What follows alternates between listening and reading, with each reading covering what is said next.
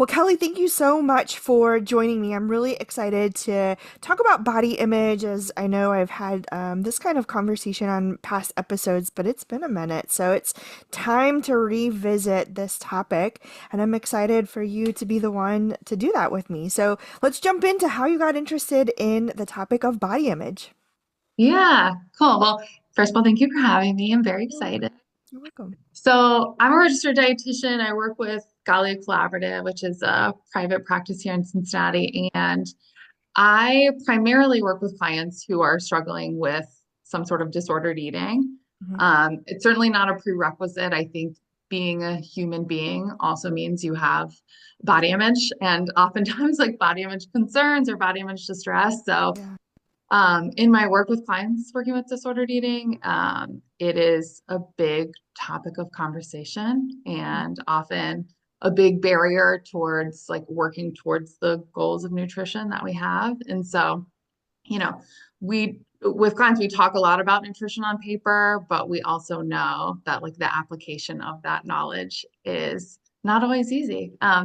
And so, yeah, I think in undergraduate, we talk a lot about nutrition education, but we don't always talk about like what's the impact of body image and on how Yeah. people eat. And so through a lot of previous jobs that I've had in training, I've gotten to get extra education too on like what role does body image play and how does body image change throughout culture? And yeah, it's sort of a necessary part of the work and an unavoidable topic really in culture. Yeah. Yeah, it's so interesting as I think about like I just had a guest who has a future episode coming and she talks about body image and fashion and I think that Mm, that is really fascinating topic as well. So there's a little nugget for my listeners. There's another episode coming up soon, but I think it's just so part of our culture and our society as you were just saying. So it's fascinating that we're not talking about it more um, yeah, in what we do. So. yeah. Oh, I'm excited to listen to that episode. Yeah. Well, it's only a little ways away. So, well, Kelly, so I know that you focus on a holistic approach to eating related concerns. Can you share a little bit more on that topic with my listeners and tell us a little bit more about the holistic approach piece? Yeah.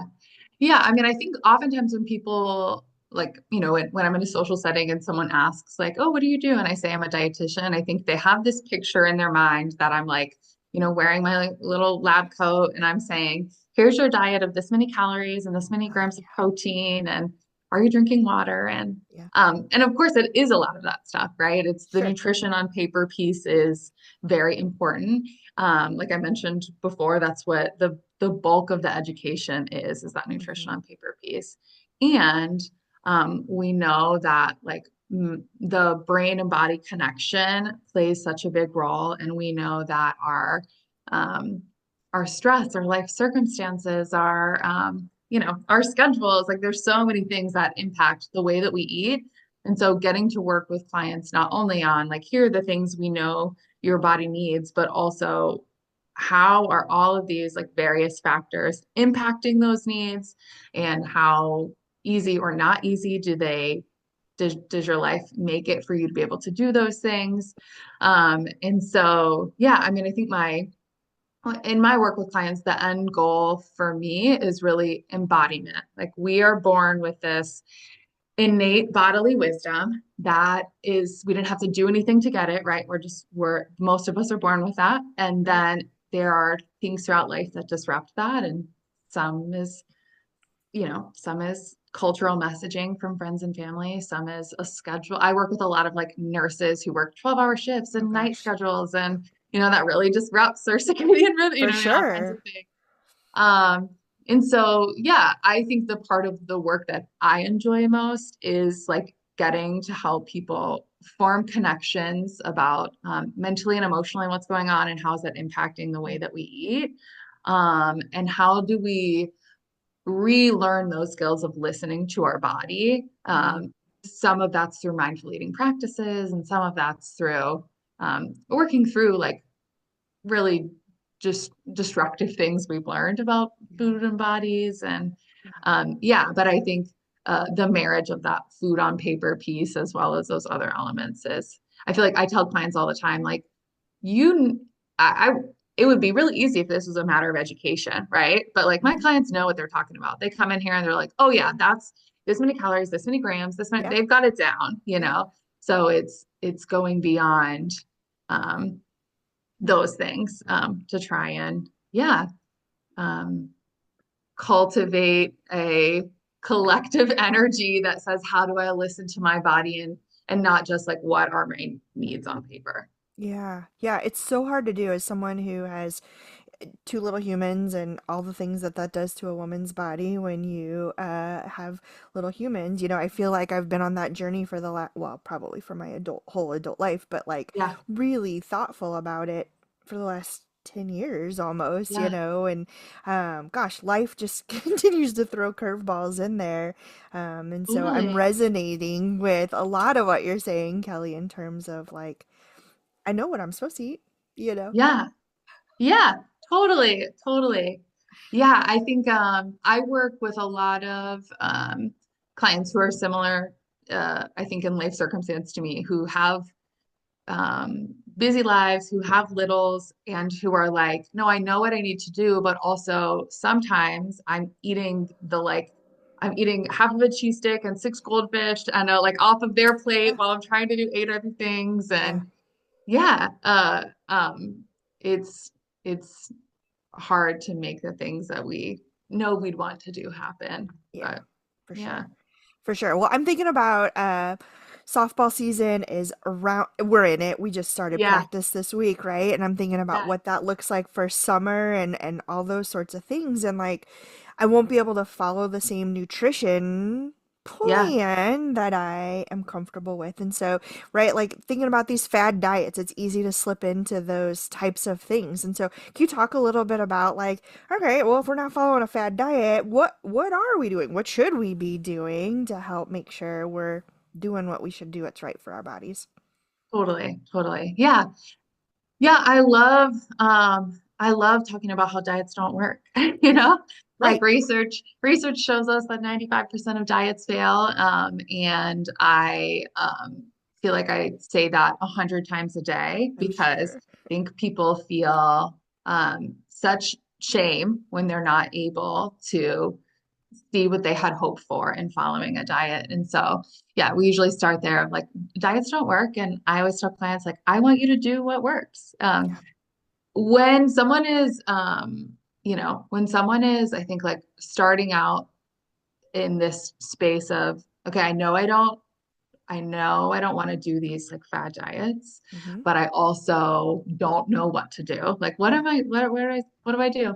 Yeah. I think I usually ask people to do the combination of, I think, some of those nutrition on paper things and then some of the like being curious about mentally and emotionally what's going on. Mm. So I think on the nutrition on paper piece, I'm usually saying like, okay, whenever we're going to start eating sometime in the day, the first few hours of waking, right? And then when we start eating, we're going to eat in a regular pattern after, right? And to start, that's all we're doing. It doesn't have to be so rigid. It doesn't have to be. We're just going to say we know that a body that is operating at a baseline is going to be done and digested with a meal within 2 to 3 hours. So we're going to try and give our body regular nutrition because of that. So we're starting there, and then we're saying the type of thing, the amount you have, the etc.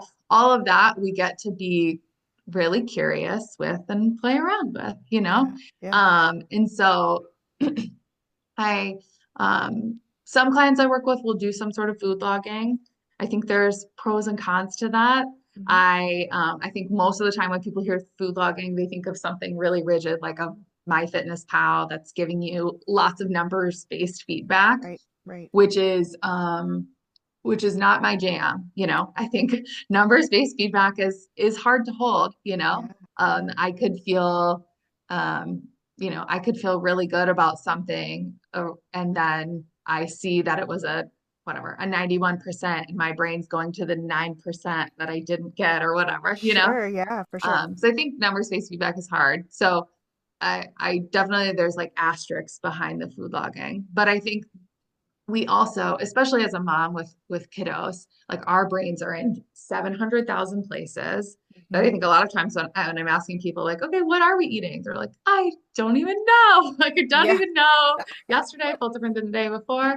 So yeah, I think trying to get a baseline of like, what does that even look like for you? It's not because we're trying to track your calories or your macros or anything like that, but we're just trying to like get a sense of where we're at, Hmm. see if there's any big gaps there. And then also um, being curious about why we're making the decisions we're making. You Mm-hmm. know, like, okay, did I go for this because that's what was available and it was easy choice? Did I go for this because I felt like it was like the healthier choice to make? Did I go, Yeah. you know what I mean? Yeah, for sure. So just trying to be curious about what we're doing. And then I think it kind of unfolds from there. But Yeah. that is, I will say, like for a lot of my clients, because I see a lot of people who are in the space of um, wanting wanting to sort of reject diet culture, but also Sure. not sure what to do. Sure. Um, and I think the hardest part is that I don't assign a really rigid meal plan. They're just like, Yeah. tell me just exactly Tell what me to what to eat, do. please. Yep. And I'm like, I could do that, but I already know you're good at following directions, right? Like Sure. I know you're listening and everything. I want you to be able to like turn inward to hear from yourself. Yeah. And that's messy. Like that refining process Hmm. is like at minimum messy and at Yeah. maximum really like scary, you Yeah. know? Yeah. And so yeah, I I sometimes feel like that's like not as a straight and forward answer as people would hope for. Yeah. And I think because it it's really individual. Yeah. No, Yeah. I hear that. I think I love that you're using the word curious. I love that curiosity piece and getting curious around food. I have an episode where a guest talked about being curious about learning and ongoing lifelong learning, right? Hmm. And so now tying that into food and what you're eating and how you're eating. I know recently I've been thinking a lot about like mindless snacking and bored Hmm. snacking, and Hmm. it has taken me a very long time to get to that point. Like, why are you really eating? And Yeah. is it because you need something or you're hungry? Like, are you hungry? Then eat something. So that's I'm really like tuning in there, Kelly, with like that curiosity piece. Yeah. Well, and I think we are so I think like trained and taught to if we're looking for change, we should really be harsh with ourselves. We Mm. should really punish ourselves. We Mm-hmm. should really, I think we are really easy to like shame ourselves into stopping a Mm. behavior. Like you shouldn't do this. Now you can have this, you Yeah. know, but I think about like if we think about when change like does happen, especially in relationships, and oftentimes when I'm talking to clients, I'm talking about their relationship to food, their Sure. relationship to body. Sure. That change often happens in those moments where we can like you know, be gentle, be curious, be compassionate. Mm-hmm. I think these like even with my kids, the growth moments I have with my kids are when I'm able to be like, okay, even though I internally am like, you Yeah. know, right? If I'm externally able to be like, okay, tell me more about what happened, or like Yeah. what's happening here, or like, all right, we made a mistake, and Yeah. like find, be curious and find the gentleness there. I Hmm. think those are moments where I'm like, oh wow, that that really was able a launching point for us. Yeah. But we don't always give ourselves we don't communicate that way with ourselves. For sure. For Yeah. sure. Yeah, and I know I've got an episode next week on some nutrition for women, so I'm excited Yeah. for her to jump into that a little bit more. So Cool. listeners, if you are loving what Kelly's talking about food right now, make sure you also tune in next week as well. So thanks for diving into that a little bit. I'm curious and I have some suspicions on how you might respond to this one, but especially for women, why is this an important topic for women to be discussing? Yeah. Yeah, I mean, I think I mentioned it before, but like the wellness industry is a billion-dollar industry that's Hmm. looking to like profit off everyone, but I think it profits a lot off of women, Yeah. Yeah. And it often feels like we don't have that many options in terms of like choice or having our voice be heard. Mm-hmm. And I think like how we um, carry ourselves, how we spend our money, how we like talk about our food and our bodies, Mm-hmm. um, uh, especially as women who are, I think, always asked to be like, for their voice to be smaller, for their bodies to be smaller, Right. for their opinions to be smaller, Right. like this is a way where we get to like practice showing up, practice some self-acceptance. Yeah. And yeah, I don't mean to like make this too binary because obviously men play big roles in the food home as well. And I think a lot of times women take up a decent amount of space in terms of food culture in the home. Yeah. Um, and I think it's important that we're able to, yeah, have a message, not just externally, but even within our own homes that practices flexibility Yeah. and peace.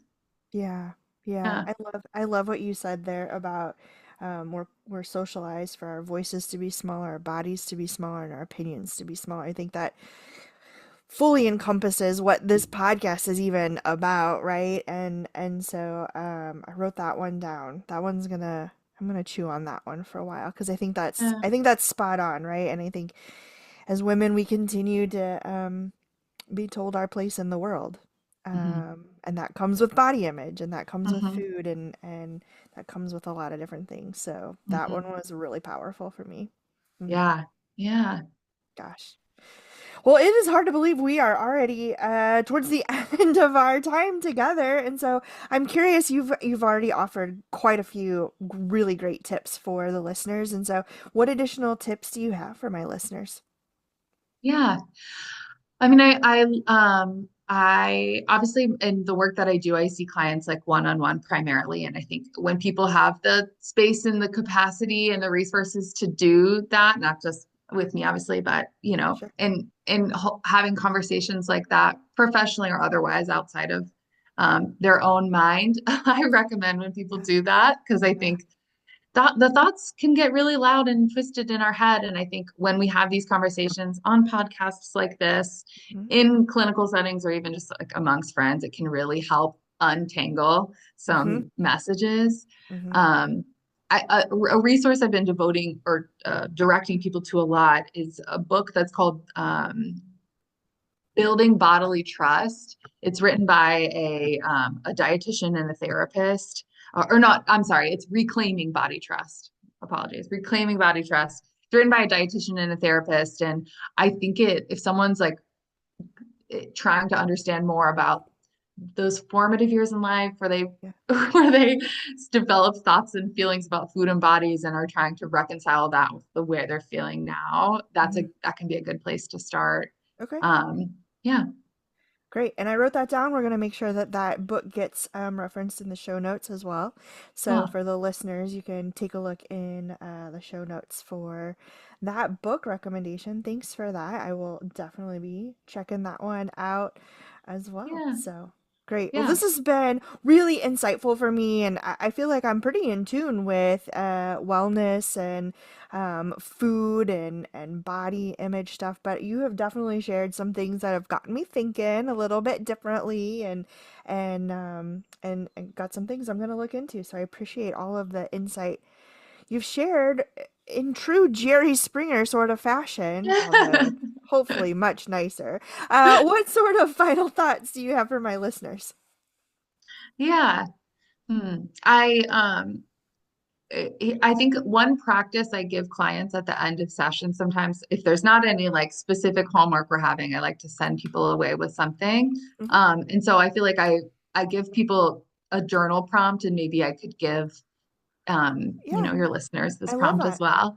So it's a two-parter. One is more reflective. So it's what has come between you feeling at home in your body? Like what has come between you and feeling at home in your body? Hmm. So thinking about that, whether that's like currently or whether that's from ideals from childhood. Yeah. And then the other is more like it's an acute question we can ask ourselves. It makes me think of the like mindless snacking thing you brought up. But one question we're trying to decide like, would this be helpful for me to eat or not? Right? Is that Mhm. will this enhance my mind body connection or induce disconnection? Mm. Mhm. So, and I like those questions because they're not like grams of protein based, right? Grams of Right. protein is important and we know those things. So, what are some other ways we can think about it? Yeah, that's great. Yeah. All right, listeners. So that's like about 30 seconds. So 30-second, take your 30-second mark back. Go listen to Kelly's journal prompts again.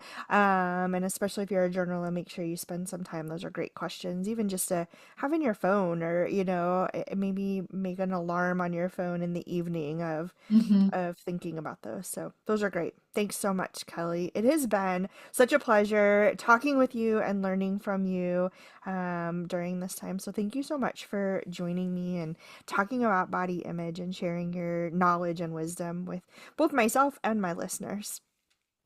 Yeah. Thank you for having me. Of course, of course.